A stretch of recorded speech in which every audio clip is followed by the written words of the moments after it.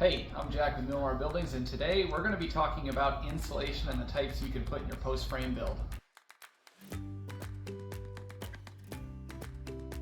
The important thing with insulation is making sure you get the right R value. If you're in a colder climate, you need a higher R value. If you're in a southern climate, you may not need quite as much. Insulation can cost a bit up front, not going to lie about that, but the money that it saves over the years, it'll completely pay for itself. Blanket, bats, or rolls are the most commonly used insulation. You'll usually see those in wall cavities. Some people use them on the ceilings, but typically R19 is your standard for walls, and people like those because they're easy for DIYers or to install yourself. You just want to make sure that you wear protection for your arms and hands so that you don't get that fiberglass itch. Matting insulation can be bought at any of the big box stores and is fairly easy to source anywhere you go. Matting is also usually cut to standard sizes for 16-inch or 24-inch stud walls, or in our case, we use a specialized one for post frame buildings that's 8 foot wide to fit in the bays.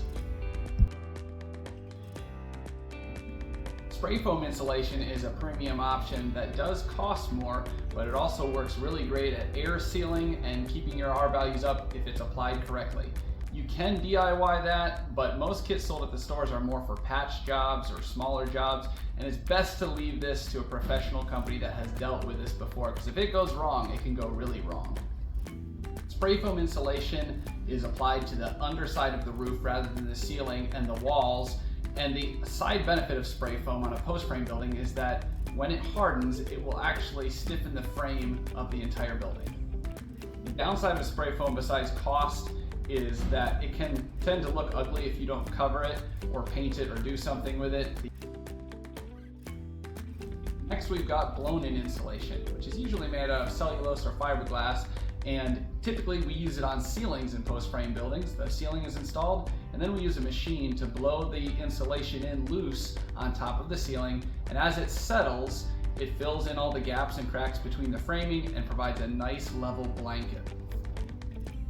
Blow-in insulation is a great efficient option for post-frame ceilings, and we use it often because of the cost savings and it insulates quite well.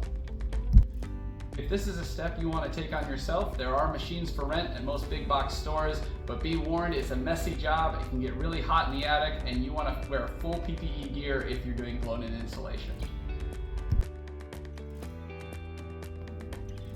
Foam board is another option you'll see people use occasionally, and while we typically use that around foundations and underneath slabs to insulate those, you can use it in walls as well, although it isn't as high in R value as the other options we've discussed.